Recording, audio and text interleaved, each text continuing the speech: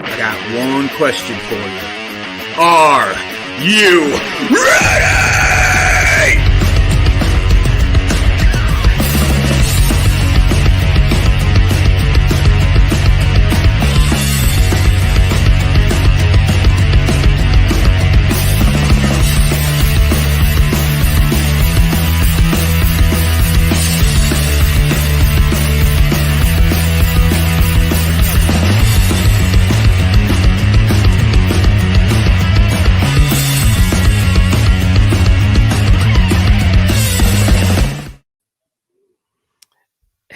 Hey, everybody. What is going on? We are back. I hope everybody had a wonderful Thanksgiving. And tonight we have an amazing guest. I am so excited to have Dave. What is going on, Dave? Hey, Andy. Nothing. Just about hanging out with the Tasty Licks guys. James is having, his typical internet issues and fights. He's gonna have to fight the internet, guys. But hopefully he'll be here in a few seconds. But Dave, what an amazing, I'm sitting here talking to so Nicole gave us was like, hey, get Dave on the show. And I'm like, heck yeah, totally awesome. And so not only are you you've been in the industry for a while, but you are also working for the manufacturer of one of my favorite audio companies. So I am so excited. So in that audio company being Focusrite, he works for Focusrite Pro, which there is a little bit of distinction, but we can talk about that in a little bit. But Dave, I am so glad to have you. Things are good. And so we're going to clip over to our favorite section. James is running late, so I might win this one, but I doubt it because I've already heard what Dave has in way of desserts tonight. And I don't know if I can beat that. I don't know. Dave, what do you have for dessert tonight, buddy? So my dessert is a Old Rasputin Imperial Russian Stout. Because honestly, if it's good enough for breakfast, it's good enough for dessert. So I'm kidding. I don't have it for breakfast, but this is my favorite dessert. It thick molasses. Am I supposed to talk about the taste of it? You can talk about it. Yeah, go ahead. Let's tell us about it. Holy crap. It's great because I don't know if she's going to be watching, but my girlfriend absolutely is a beer nut. And she despises this beer. She hates the crap out of it. She's all IPA, and I think IPA is garbage. I either like Pabst or this. So, and never the twain shall meet. So, I'm from Milwaukee. So but you see, that's the difference. You've had Pabst in Wisconsin versus before it sold out to everybody else at the Circle K. Yes. Yeah. I've before actually heard Los Angeles and Silver Lake. Yeah. You've had the original. So my granddad was a Pabst Blue Ribbon drinker. Loved it. He was always like, that was his beer, his PBR. That's what I grew up thinking about. So, and I've been told by numerous people that it is completely a different beer in Wisconsin, just because it's fresh. It's the breweries right there. And there's a story behind it, like the owner wouldn't let anybody drink the beer or something, let his drivers drink the beer. There's like a story behind the Pabst name. It was funny. Well, so actually it's written on every can. The guy who started the company, his name was Herbst Pabst. So Herb with an ST, same thing. Herbst Pabst entered his beer recipe in the Chicago World's Fair, and he won the blue ribbon. There you go. So that's how it started. And it's just such a dumb story, but I've sat with that can in my hand so much, I've read it repeatedly. So I love it. These dumb things. I love it. But Old Rasputin, I am going to tell you that I came up with something awfully tasty tonight. And this is out of really cool. It's a cool moment for us in the Peters household. So this is a birthday cake. It's actually Nothing Bundt Cakes. If anybody checks them out, awesome. Nothing Bundt Cakes one of the best cakes that store-bought cakes that you can buy. I love it. But my stepson, Riley, is 30 years old today. So, that officially makes me really old. Extremely old. And we were out and about and talking stories, and then we realized that some of these stories are 20, 30 years ago now. So That's um excellent. yeah, good times. But I will tell you, so beer has a wonderful place in our hearts now. And Old Rasputin, I've seen it. I've never tasted it. I'm a big stout guy, so I should have. I have been in when I was drinking, I was in microbrew land beyond belief. And I think that nowadays there's just so many beers to try. Yeah, it's almost And impossible.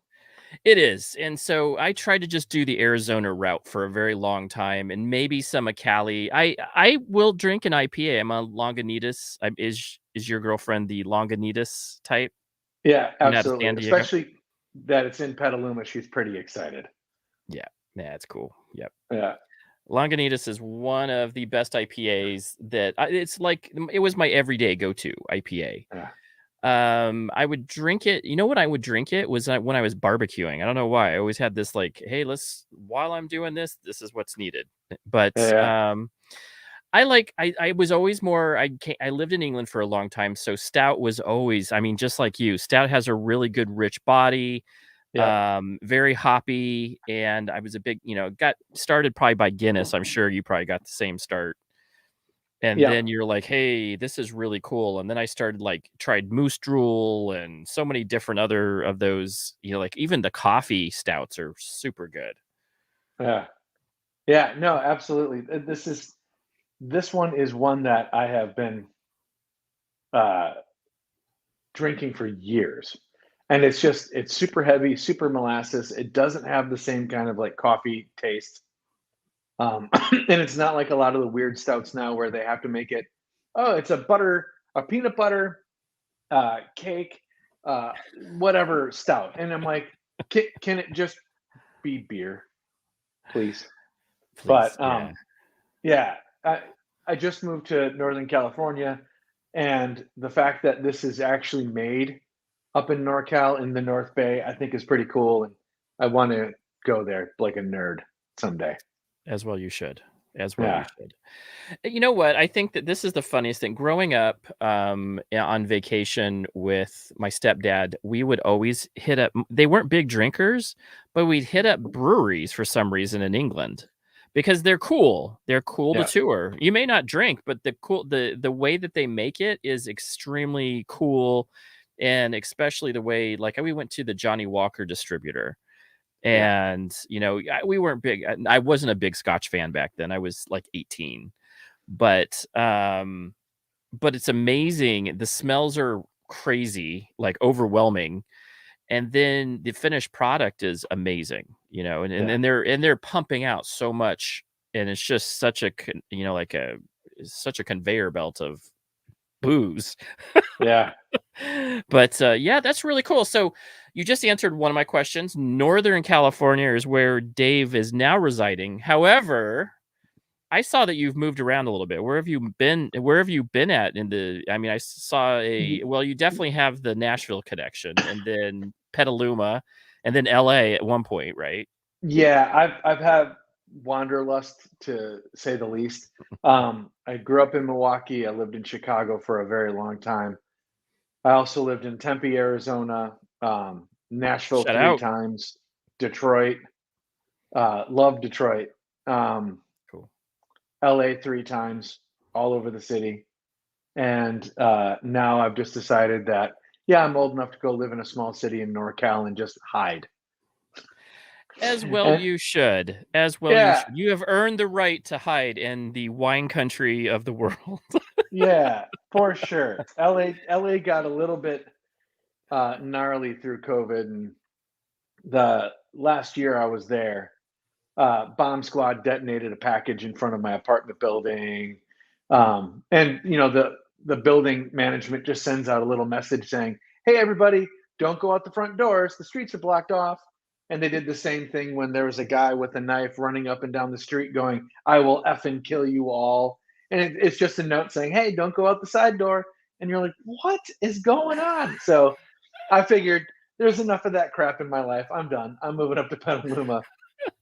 Where in wow, where in LA did you live? Hollywood. This was Hollywood and Western. So it was still in Hollywood proper, on Hollywood Boulevard. It was just nuts. Wow. So, Yeah, yeah. because Nicole lived in North, right off the 101, over by one of the studio lots. Like, Yeah, she was a Valley girl. She still is when she talks. Oh she my is God. indeed. Love it. She is, which is really funny because she's actually from Arizona. Most of her I life, know, but Arizona, but she's. I you'll think never know she it. was. Yeah, you wouldn't. Well, she did spend a lot of her time in L.A. area, and now she's Mhm. in lovely Nashville, Nashville, Tennessee. Which I think she likes Nashville. So, other than the tornadoes, I'm sure no tornadoes for her. But because they were like in downtown, and there was a tornado like right there, crazy. Yeah. And in Arizona, you don't really. I mean, it's just hot. You just deal with hot. In LA, I mean, I remember she got used to the tremors. Like, Yeah. hey, yeah, there 'Cause was an you do. earthquake last night. Yeah, you do. Yeah, I remember Yep. sleeping through an earthquake when I was out there once. Yeah. So let's Your talk a first little bit. earthquake, though, is pretty scary, just for the record. Your first one, you're like, "This doesn't feel right." The first earthquake we ever felt was in Arizona. There's a fault line that is in Arizona, and it broke a couple dishes, and we were like, "What was that?" And that was about the extent. What was that? It's kind of spooky. And That's then funny. she goes, "Yeah, there was an earthquake last night, but I think I went." So it was like my last night I was off of Sepulveda Boulevard. I was taking like a interface training class for IT. I'm an IT engineer. Yeah. So I was taking this class. I went down to Huntington Beach, one of the beaches that's in that area. I can't remember Yeah. the beach. And some dude had like a ton of Jameson. And he was just like, "Yeah, we had this Jameson demo. And do you want some free?" I'd buy a beer, he'd give me a shot of Jameson. Yeah. So that night ended really well. And me ignoring an earthquake. That's what it ended up at. Yeah, yeah. That's funny. My sister's like, "Hey, did you feel that earthquake?" I was like, "I didn't feel anything. I didn't feel my toes." That's excellent. Good time. So you've been in the industry for so long, but when you were touring and gigging, what was your go-to dessert food when you were out there gigging in the world, getting it Yeah, going? so I was in, a handful of, punk bands and such, or at least the band that did the most shows was a punk band.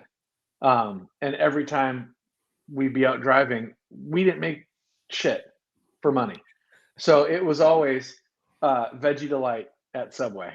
Not because it was, "Oh, this is delicious." It was more, "Oh, I'm not gonna die. I can buy a foot long for under $3. Have half now and have half after the show." So that was the Veggie Delight was where it was at, for sure. That's awesome. There you go. Yeah. So everybody, Veggie Delight, the choice of punk rock bands in vans. It was so cheap. It was so easy, I you know. know? Yeah. We've had a lot Nuts. of Circle K hot dogs and trucker stop hot dogs. There for a while, we had like a hot dog theme going. You're the first person to switch it up to Veggie Delight. Now, Well, what kind of punk rock were you? Straight edge, or were you guys no. just Oh no? god, we were super not straight edge. No. Um, we I should be embarrassed of this, but I just for some reason I'm not. We were asked, one of the venues we played a bunch was closing, and we were asked to play one of the final shows. I think it was like the second to last night. And we played a full set of 13 songs. It took literally 30 minutes. Just blazed through. And then we finished. We're trying to get our crap off stage. And the sound guy came up and he's like, "Hey, I didn't want to say it before the show because I felt like a nerd. I really loved you guys when I was growing up, which made us feel old. And then he's like, I gotta say, I've never seen anyone drink so much on stage. So we were not straight edge. No, Even though the drummer was. Our drummer is still yet to ever have any, or that drummer still has never had any booze or drugs or anything. that's good. Yeah, it was Good for gnarly. him. Yeah, no, cool. it was a gnarly fun time. Yeah. Cool. That's awesome. And I that is cool. So my son, the reason why I know even about straight edge and punk is because my stepson Riley, who just turned 30, was straight edge. So he ran that Oh, gamut, nice. and he is not straight edge anymore, which is good because he was expensive when he was growing up. He was a straight edge when he was a kid, and he was like, so we got James, by the way. What's going on, James? What's up? Can you hear me now? The internet. Yes. Can you hear me now? We're hoping that the internet stays. God. Let's pray to the internet people and say, hey, let's keep them in. Let's keep them in the show today. I think that was apparently because I was on the phone. I was on the phone with them for like at least a half hour, and I'm like, I'm just trying to change my password to like the Wi-Fi just in case like anybody's using my password. Whatever. I'm just trying to keep within the house of, anybody connecting to it or whatever. So I'm trying to maximize the speed here. And they're just taking forever to change the password. And I'm like, what is taking forever to just change a password? Like, just change the password. So that was the whole thing. And then they changed it right when I was about to connect. And so that was probably the whole thing. And I think they had like a internet shortage or something going on, an outage or something somewhere. So that was interfering as well. So hopefully no more interference is going on. Then the computer, except for right now. So, oh no! But you can hear me now. You hear me good now. You're breaking up a little bit, so we're hoping that Max Headroom he's still around, but we're hoping that he stays he's on a vacation for a bit. So James, Old Rasputin is the dessert of the night and he's definitely won. Old Rasputin is the dessert for the night. I'm eating birthday cake for my 30-year-old, and we know to bow down to greatness.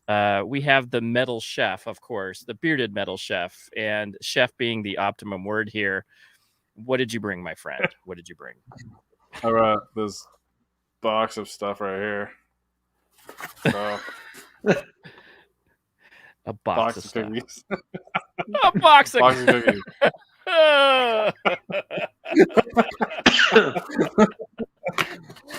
I was like, one cookie? Okay, no, a box of cookies. A box. I'm gonna get this. No, I'll go on here. There's actually another box. I have another box that's like halfway full, but divvy them out and send them to people. There you go. So if you can later down the road, we're gonna probably try to give away cookies. I thought we had to finish our dessert. I want to see James eat every single one of those cookies. That's right. Go. I'll finish my beer. I don't see a problem. I want to see that Cookie Monster thing. No.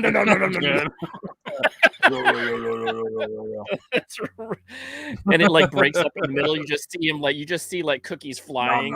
You just blame it on the internet. I don't know what happened to the cookies. I ate them all. Oh man! Have you ever when I was a kid? I was like, nice to meet you, Dave. By the way. Yes. Nice to meet you, James.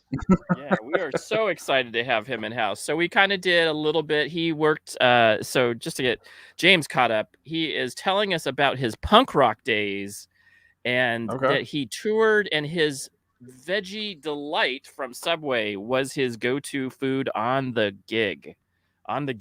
Out of necessity, not out of want. Yeah. I mean, if you were lucky, you could afford like the macadamia nut cookie, but you usually didn't because you wanted to spend it on beer at the show.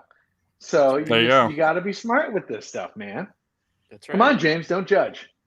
Well, hopefully beers weren't like $8 a beer back then. Oh God, no. You'd play some shows where you're like paying 50 cents for a can of whatever. Oh, Um, like Pabst, PBR. yeah, and that's usually after you've gone through all the beers that they give you for playing for free. Um, Right.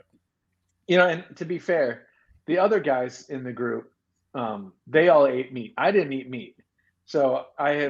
I haven't eaten anything on purpose for, I don't know. It's either 26 or 28 years. I'm old enough where I just can't figure it out or remember. So that's where Veggie Delights came in. It was just, this is going to be vegetarian because I don't have to put shit on it, and it's going to be okay. There You know, I'll have lettuce, tomato, and cheese. That's it. Really That's healthy. awesome.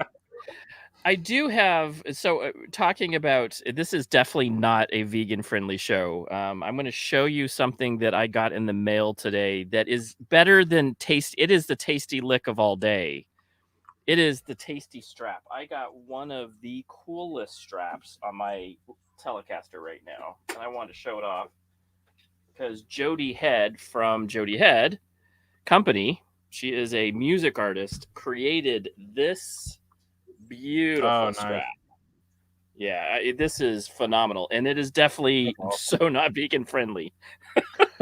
I believe Definitely that not. is cow. This is a cow and a snake together, and So- it is absolutely phenomenally beautiful. It's like a weird turducken, but it's a cow snake and something. Yeah, I that's don't right. Oh, That's Megan. and it has That's that. Megan. It has that. And Dave, don't listen. It has that amazing leather smell. Oh, I didn't say I didn't. I'm not a good vegetarian. I have a couple pieces of leather furniture. I just rat myself out to the world. I just don't eat it. That's it. okay. Yeah. Good. You got to break the rules And you somewhere, can I do guess. whatever you want. I'm not going to judge. I mean, I'm going to judge James for bringing cookies and not eating them. Whatever, James. This is the funniest part. We always say we made all this food, and then nobody ever eats it because we're too busy talking. I'm almost done with my beer, gentlemen. Oh, that's where maybe we needed. That's where we went wrong. We should have been like I'm gonna tasty grab my drinks. beer, actually. It's a peanut butter stout. Oh, oh, there we go. Ah, I should have grabbed that. We just were talking about stout. She's like, I don't drink any of those peanut buttery stout stuff. yeah. Yeah. I want a beer. I don't want a want purist. half of a peanut butter and jelly sandwich. But if they made a peanut butter and jelly stout, that would be disgusting. Peanut butter stout, though. But do you know what it is? Is that Like peanut butter flavor. and raspberry. I like or the nutty something. flavor. Yeah, I like the nutty flavor. I do like the coffee stouts. That's where I was addicted to for a while. I don't remember who made Moose Drool, but I drank a lot of it when I was. Do you know where I got the best beers? Was Whole Foods. They'd have those tap takeovers here in North Scottsdale, and holy moly, such good beer. Yeah. Like all over, these great Right. companies would come in. Yeah, so cool. So Dave he worked for some punk rock bands. Tell us a little bit about your punk rock like what got you into music. That's the first question. It's always the first question that everybody has to know. Well, it's funny because you're wearing the damn shirt. So I'm of the same age bracket, and as a little kid, you were like, "Oh my God, Kiss is the most amazing thing on the planet." It's like, I'm going to say this because, again, I think my girlfriend and her kids are watching. It's like Harry Styles. It's like, BTS. It's like T-Swizzle. It's the biggest thing. T-Swizzle. And, and it's just that, we didn't know they were going to turn out to be dicks later on in life, but, that's what happens. That is what happens. But they were everything. So that was it. You wanted to be Ace Frehley. Because you didn't know that it wasn't an act. He was just really drunk, stumbling around in high heels. You thought he was just being cool and like, oh, I don't get the gravity. No, you're drunk, dude. But they were such a good band. You just wanted to play guitar.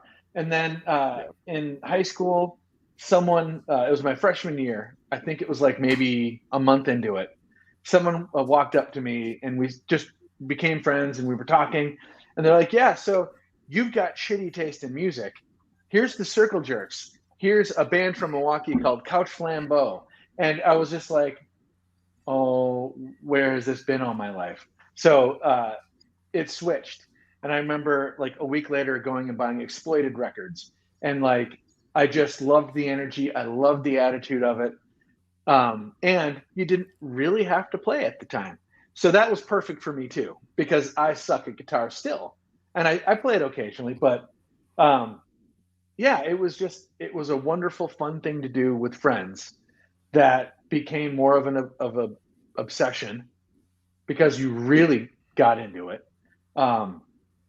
Going and meeting people was always fun, but for me, I really liked to hang out with the band and go places and do things and do those experiences. So, and then when that all stopped, I should tell the story. It's funny because no one knows any of these people. So out of the 5 of us, the drummer being straight edge, and I've never had a DUI. When the band broke up, there were 5 DUIs in the band because the guitar player had just gotten his 3rd, and we knew he was going to go to jail. And everyone just kind of went, yeah, we're not waiting. We're done. So that sucked. Yeah, no doubt. Yeah, but then, I tried playing with some other bands, and it just never felt right. And so I thought about it, and I realized I just like recording. So maybe I should learn more about that. Went and talked to friends who have worked in studios, like proper studios, and convinced my girlfriend that she should change schools. We should leave Milwaukee and move to Chicago. And I got an internship at Chicago Recording Company, and I ended up working there for about 8 years. How cool. And it was great because it was all the creative fun of music, and you still got to bond because at the time people were still doing long records. So you would sit on a record for 3-4 months, and it was in Chicago, unlike, Nashville's different and LA's different. Chicago was 7 days a week. One record that was 4 months long, I had a total of 3 days off. So you were best friends with these people. You're working 18-hour days. It's all you knew, Right. And that was the camaraderie of that was everything, So it kind of it became what playing was for me, and that was addicting. You'd work these long sessions. You'd finish the session. You'd go home, you'd get sick because your body you've been holding yourself together just to finish a record. And then you'd completely just break down. And then 2 days later, you're fine and panicked because you don't know what to do. You don't have any friends because you haven't called them in 4 months, and it was just, you'd be like, hey bro, I'm around. And they're like, yeah, I moved. So, it was a different thing, and I did that for a really long time. It was wonderful. So, that's awesome. Nice. Yeah. Go ahead, James. I know you have a couple questions as always. I was gonna say, so how long have you been playing altogether? And I think I missed what you actually played instrument. Oh no, I'm a absolute crap guitar player. I got my it's super garbage. I got my first guitar.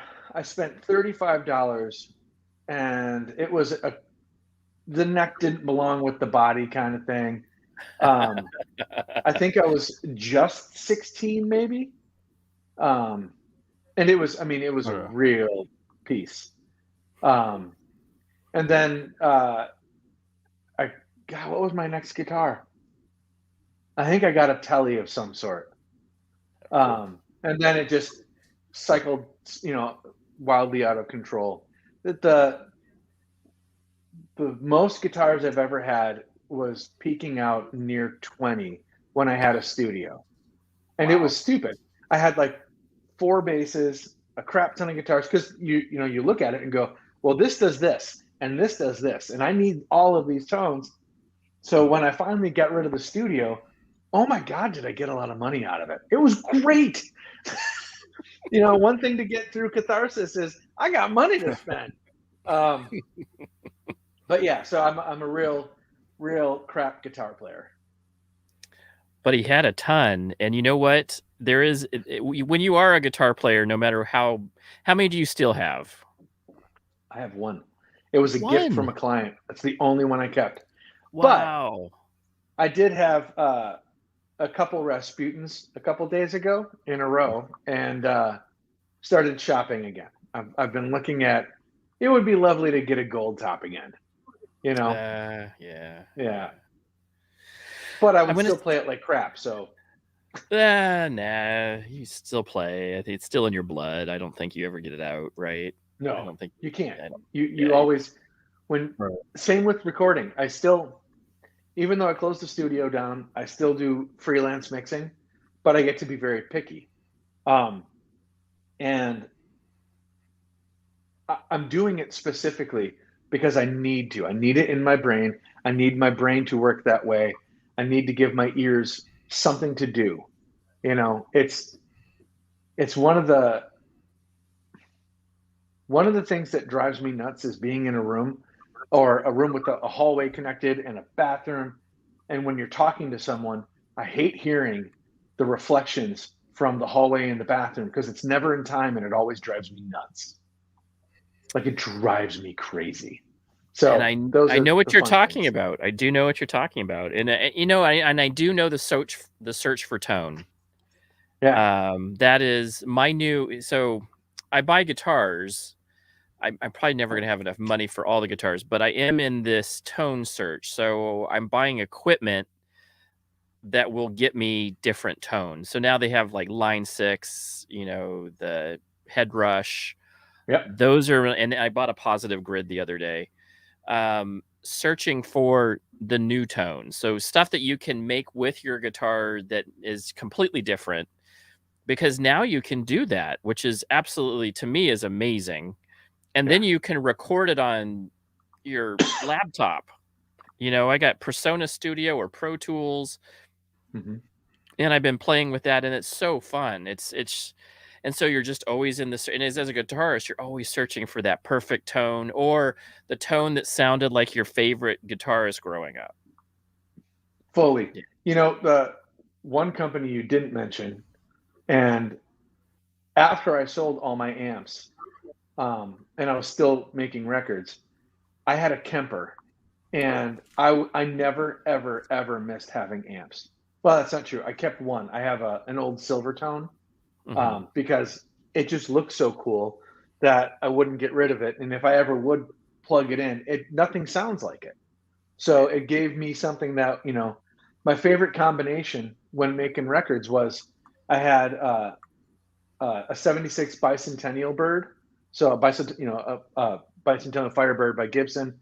Oh, yep. And that was such an interesting sounding guitar, no matter what you put it through. And then you put it through the Silvertone with like 3 fuzz pedals, and you do something different with each one. You got such an amazing tone that you've never heard, because this is not what people want to use. A Bicentennial Firebird sucks because it never wants to stay in tune, no matter how much you get it worked on. And it was just the Kemper really became the thing for me. I loved the crap out of it. And they are a great company. Is that like the favorite piece of equipment you've worked with? No.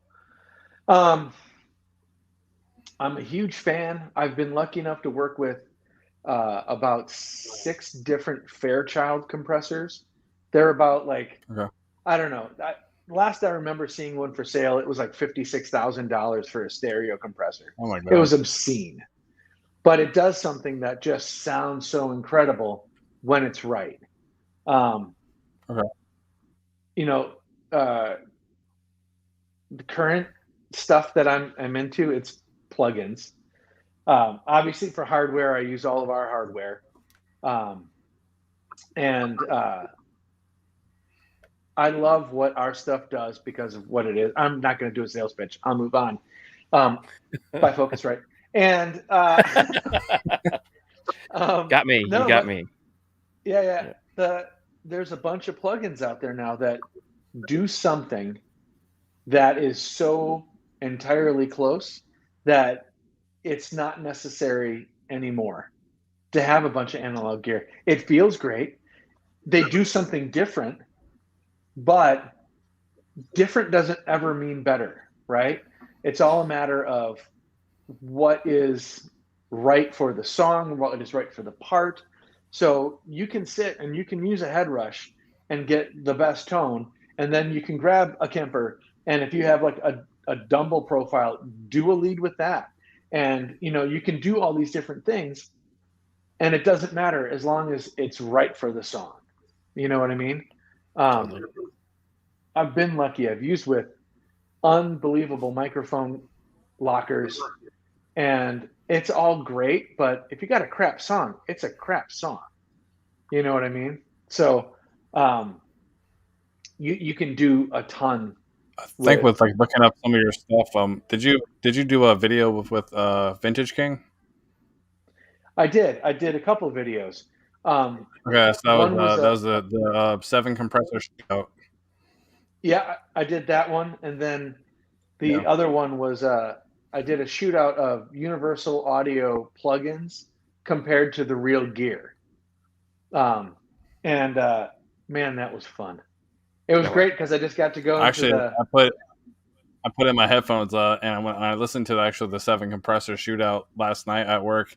So I put both pairs of headphones in, and it sounded amazing. Like when you guys did each compressor from the original to each one, you can tell just the differences between each one, and they were just so clear in the headphone. I was just amazed by it. It was a fun thing to do. I mean, the nerd in me was like, they said, "Hey, Dave, you should do a video." Right. And I was like, "What video do you want me to do?" And they're like, "We don't care. Go do a video." So I was like, "Oh, let's just do a compressor shootout." And I went to the tech shop where we also had great song pick too. I love the song. Yeah. Oh, you did? Yeah. Josh Ketchmark was an old friend of mine, and he's got some really great songs for sure. But yeah, it was fun because I got to go in the tech shop and they said, take whatever you want. Shootout video. Yeah. So I just grabbed whatever gear I wanted to shoot out for fun for me. Went, yep, doing this. Took it all home, put it in my racks at home, all on the clock. I'm like, yeah, no, I'm doing a video. I can't be bothered. It was a blast. So that's so amazing. Absolutely. And so the engineering part of you has been, you did it for 18 years. And then now you said, hey, I'm going to hang up you're going to kind of hang up your hat. Now you can be a consultant, or you can go and dive in. I saw that you work for Atmos. So Dolby Atmos, you do some stuff with Dolby Atmos. And then I also saw that you do some old school stereo stuff. Yeah. So I mean, a lot of that stuff is come about because of this job, right? And you'll find this with a lot of sales guys. They've either worked in studios or they've just been a sales guy all their life. I just happen to have the experience with a crap ton of gear that I've had to know how it sounds. So it was just so easy to transition into selling gear for Vintage King because, I know what this works. I know what it sounds like, and I know how to help people understand when they say, I want to get something that does this. I can go, cool. Right. Well, that's really expensive, and this is going to do the same thing, and that'll save you money, so that way you can spend more time recording, that kind of thing. That was always a benefit. And honestly, the hanging up the hat was pretty much attributed to utter burnout and just taking some of the wrong projects at the wrong time. And I just kind of went, you know what? I would like to have someone pay for health insurance. That would be lovely. I feel you. Yeah. Right. I told you I had 6 kids, so 6 kids needed insurance. Nice. That was. Yeah. That's cool. So, man, I'll tell you what amazing. So, Vintage King. I also saw Apollo on your LinkedIn. Yeah, I just Yeah. I so I'm excellent friends with their I think he's the sales director now of the United States. He's an amazing guy. We were just really, really good friends. Whenever he would come into town, he would always crash at my house, and it was just always such a nice thing. So that's why when we were I did the first round of videos, I called him and I'm like, hey, I don't want to piss anybody off. Do you guys mind if I do a shootout where I compare the plugins to the real thing, not knowing what the answer was going to be? And I told him, if you say yes, I'm not going to lie about it. I'm not going to do some kind of schmaltzy sales pitch because I don't really care. I'd rather you tell me no than expect some kind of full-on commercial. So even though, of course, it was a commercial, that's how all those videos are. Right. But yeah, he gave his blessing to it, and that's where that video came out, and it was just really fun to do, man. Gear is fun. Using your brain and your ears in that way is always fun to me. Just yeah, and that's where the Atmos thing comes in, right? So Atmos is new enough for most people that you can call it a new technology, even though it's been years, right? We've been hearing it in movie theaters and not really acknowledging what's going on. So when I got the job with Focusrite, all of our gear works in an Atmos environment pretty much. And we've been in a ton of massive post houses where they use our stuff to do big movies, and all the Atmos speakers, which are a ton more speakers than you need for music to do movies. So of course, when the music thing started to really push, it made sense for us.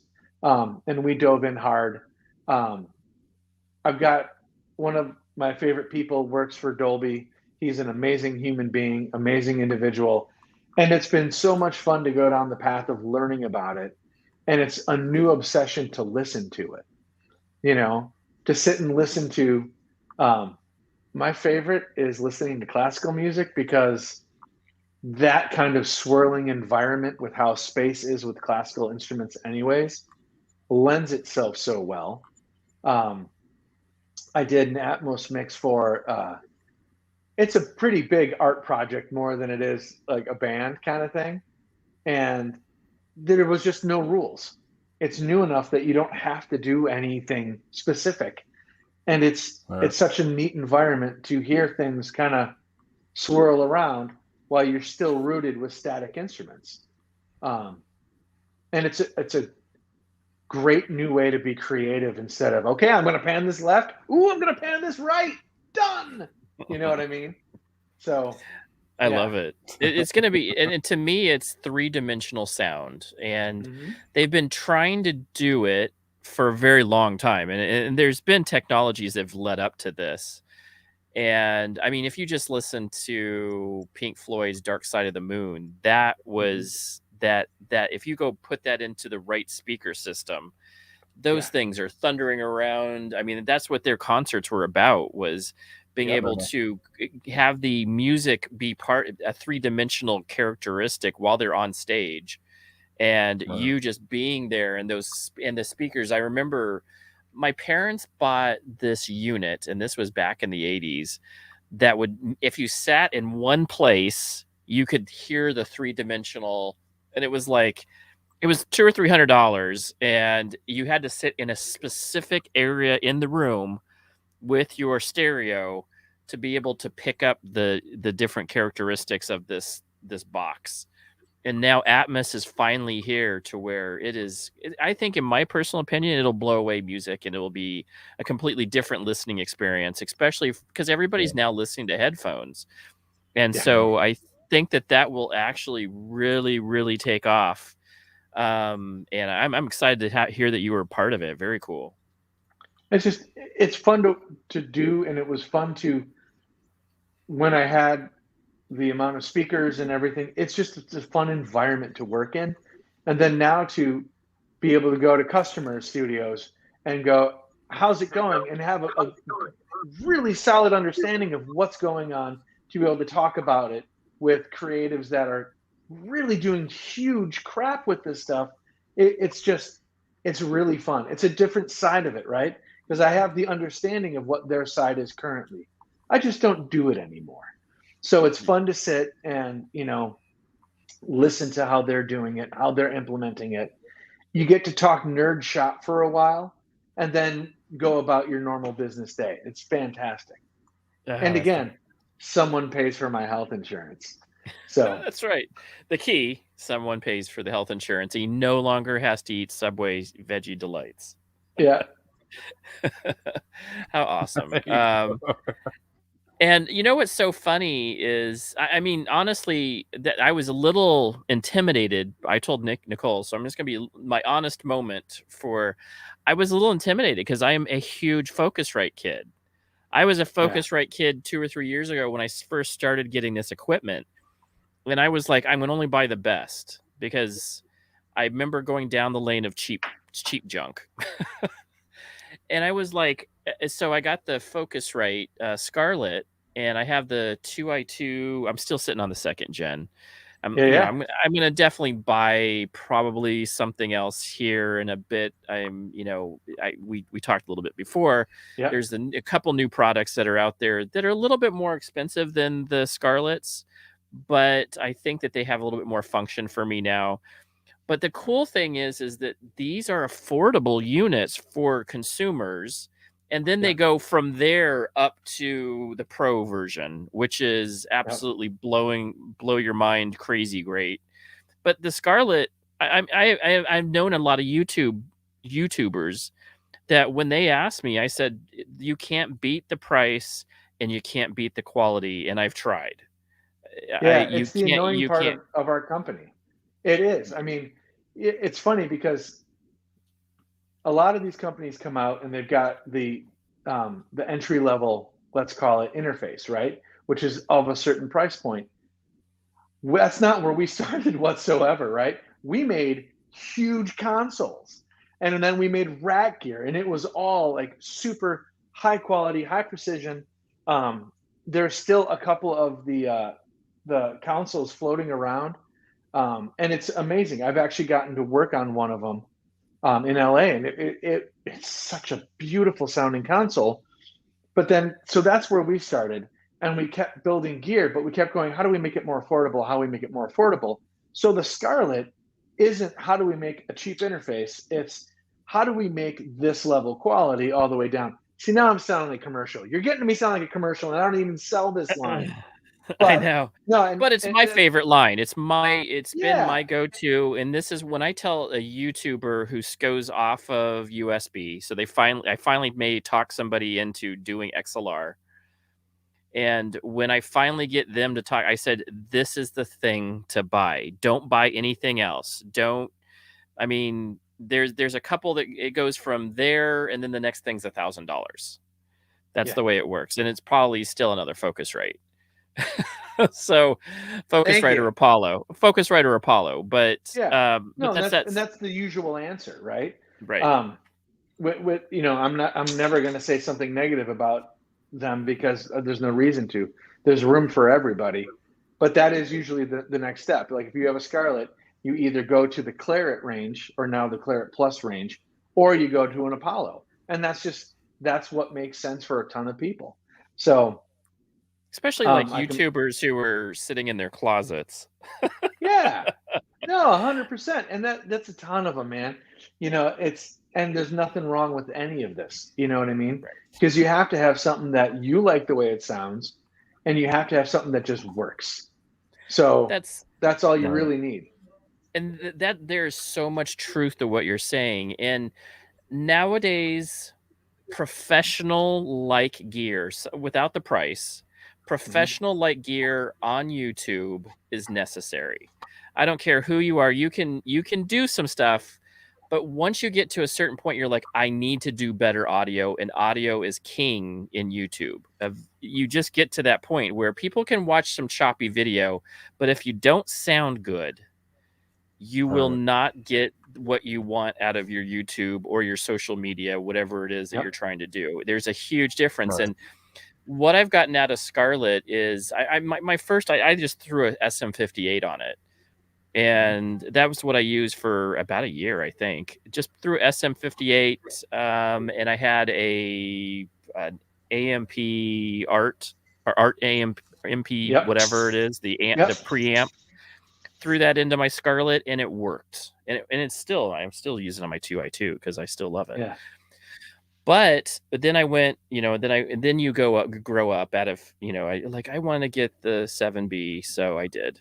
And I have been, and then the only thing that you have to do with with these type of mics is I did decide to go cloud lifter, even though I was told you don't have to, but the cloud lifters made a huge difference in just being able to push that gain up without having to just crank up the noise on the Scarlett. So you hear all that, white noise. So I think it's been a really great, and the fact that you can do so many things, you can plug in an instrument as well as your XLR mic.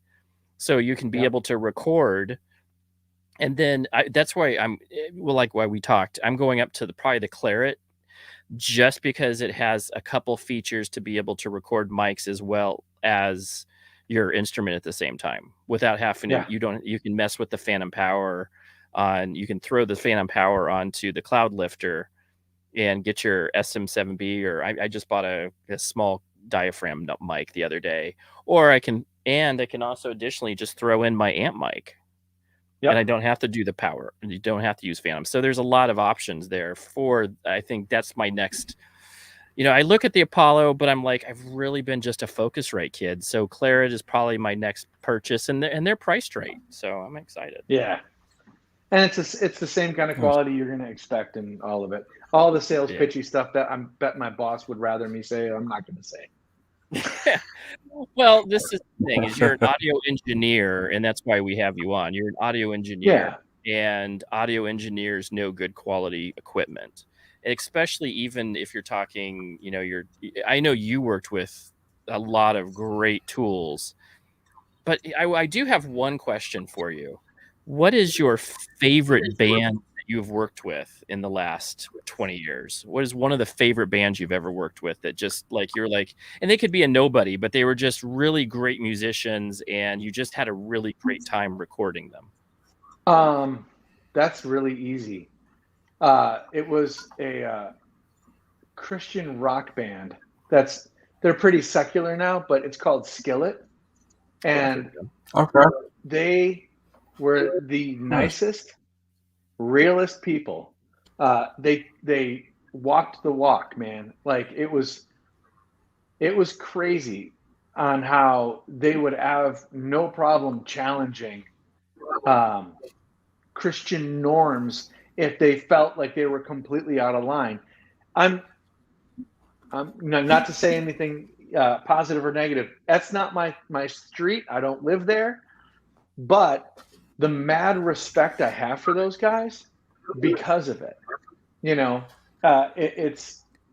they really believe what they say, and they say what they believe. They were incredibly nice, massively amazing musicians. And it was such a fun project to work on that it was very flattering. They asked me to tour manage at the end of the record. They're like, "You're the guy." And I'm like, "Oh, I am not the guy." So over a period of a year, they asked me 5 times. And then finally the 6th time, I'm like, cool, I'll go out for 2 weeks. But if it sucks, I'm out. And I'm going to show you I'm not the guy. So we went out, we did a string of dates. It was wild, man. They did a show to about 20,000 people in some dude's field. And it was a big, Christian sponsored event. And people would just walk up to the tour bus and try to walk on the bus. And and they would come on the bus. And I was sitting at the main entrance blocking people going, "What do you want?" They're like, "Oh no, we're all friends." And I'm like, "You're not fucking friends."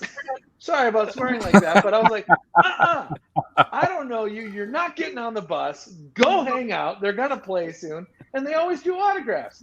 But it was a really fun experience. It was a really good time, and The skillet is really good. Yeah. Oh yeah. They're really good. Yeah, they are gnarly. But yeah, it was just I've worked with a bunch of people, but they were the absolute nicest by far, for sure. Not necessarily who was my favorite. Like who was the meanest, or who was like the worst? Oh, you can't if say you could that. say. Oh, yeah. Sure. No, Say it off. They still make records. Okay. No, there's been some that, and it's not a reflection of the people necessarily, because projects aren't just who the artist is. Projects are who everyone is involved at the time of making the project and everything that's going on in their life, right? Sure. So yeah. There are some records that are just really difficult. I worked on a Elvis Costello record, and that was the first record that I traveled for. And my girlfriend at the time, who I lived with, really hated it. And she stopped talking to me during the project. So that didn't necessarily put me in a good mood. I have memories of that as not being the best record to work on. Stuff like that, you know? We'll leave it at that one. Yeah. Well, that's not even the bad one. Okay. But yes, we should leave it there. We'll just have that be the bad one, right? Off camera, we'll talk about that one. Yeah. So we're closing down. We totally appreciate your time. It's right at the hour. We try to keep our guys at the hour. Little technical difficulties. Hopefully it's going to be better within the next few weeks or so. I'm trying to get it better next week, but next week. I'm just bothered I didn't get to see James eat a cookie. Like, not even one damn cookie. Let's see you eat a cookie, sir. We got to eat the cookie. Come on, because it's going to get in your beard, and I just need to see all the I'll just pull out the colorful one, the sprinkle. Oh, yeah. There you go. Stuff. Let's see this. This could probably be a YouTube thing in its own. Just big beards eating cookies. That could be some creepy fetish or something. Right? That's right. I'm just saying. Okay, you're making it creepy, James. You should probably stop now. It's just the smile. The smile.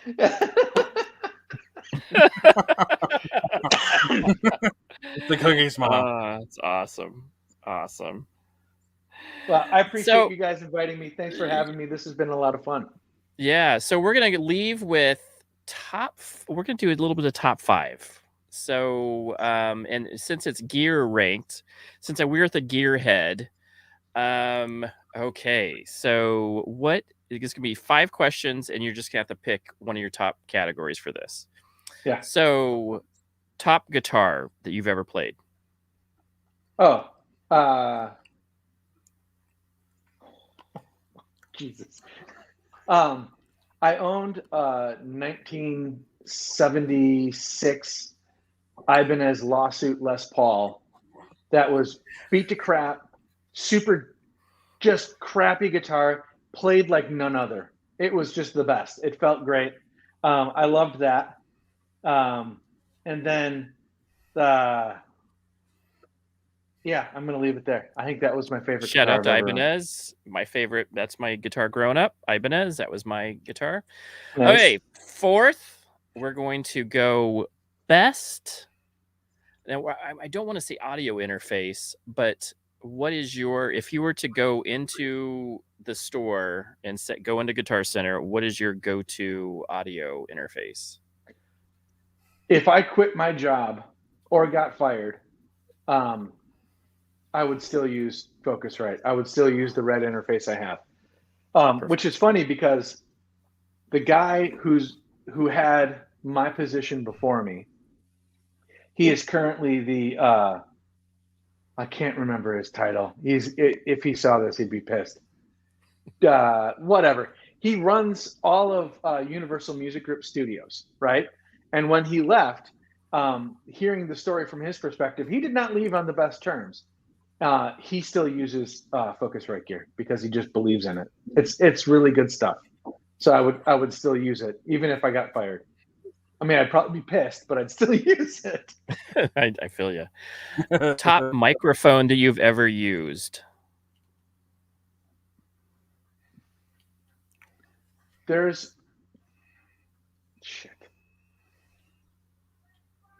a C24, which is an AKG stereo microphone. So it's a fixed stereo, kind of one long tube. That's at Glenwood Place Studios in Burbank.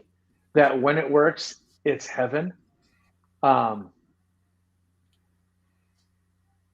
then I owned a super low serial number Sound Lux, which is now Bach, 251 replica that David Bach went through, put a new old stock tube in, and it just destroyed other vintage 251s.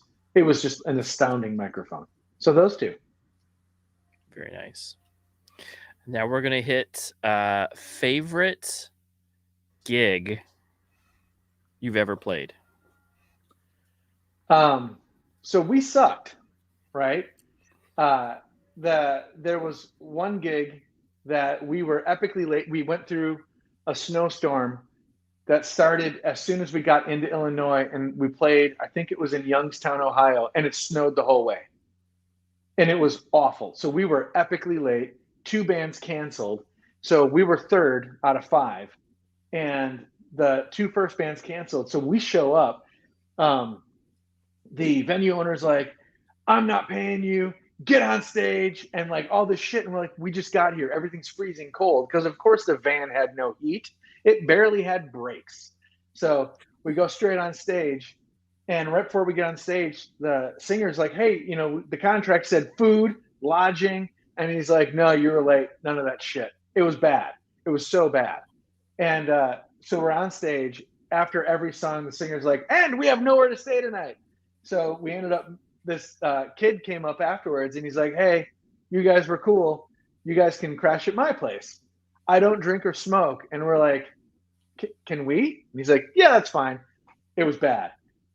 Turns out the next morning he invited us. He was a DJ at the local college, and we went in for 4 hours and he just let us do whatever we wanted. We were picking all the music. It was great. Shitty show, great experience. And I'm going to let James ask the last question. Let's see. I actually can't even think of one right now. At least you didn't say favorite cookie, because that would have sucked. Favorite cookie. Sure. Favorite cookie. Yeah. The cookie in my beer. Favorite cookie. Cookie in my beer. Yeah, favorite. Oh, there's a country song. I'd say favorite cookie.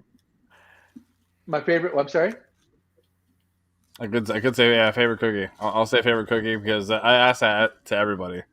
I mean, honestly, there's really only one answer, and it's got to be Snickerdoodle. That's funny because I made those like a few weeks ago. Yep. It's a bold cookie, and man, every time it's just like, if I'm somewhere and I see it, I really pretty much will buy it because it's a Snickerdoodle. And these were apple. I've never heard of that, but that sounds amazing. An apple Snickerdoodle? I just filling in it. I put like some cinnamon apples in between them. Yeah, oh my god! Yeah. I've not had really diabetes, but I'm willing to try. There's a crazy place in North Phoenix that does like everybody knows about their Snickerdoodles, and I used to have to go. I lived off of, and you know Phoenix. So off of 19th Avenue in like Union Hills, North Phoenix, there is this weird fusion bean. Was it something Bandito?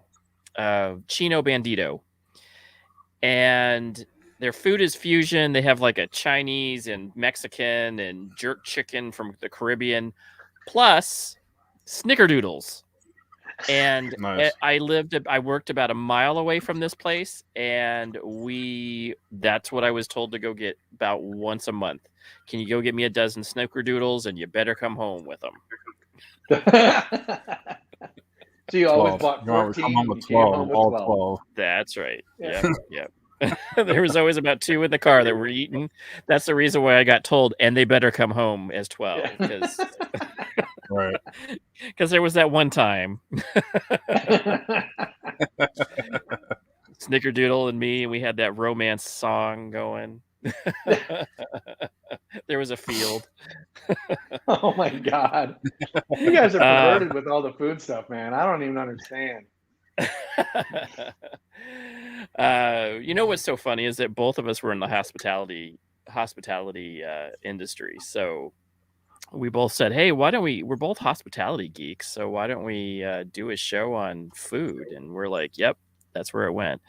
And now, it just works with the Tasty Licks. So, there's whole sorts of things you could get off with that. So it's good guitar riffs and good food and whatever else you want to go with.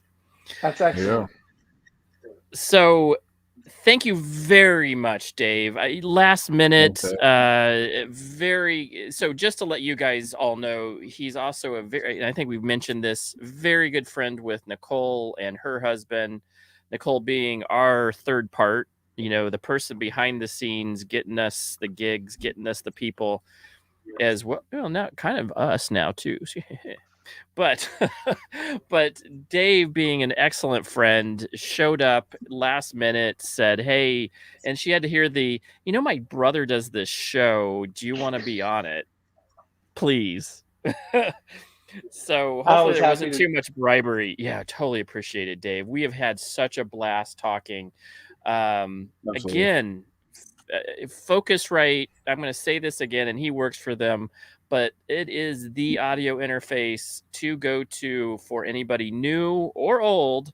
They have such a good wide variety of amazing stuff. So if you do see this and you're looking for that equipment, and you will eventually sneak over to the XLR side out of USB land, you will need something like this to go over there. And again, I own one, so I'm just excited to be able to talk to somebody who loves the same equipment that I do.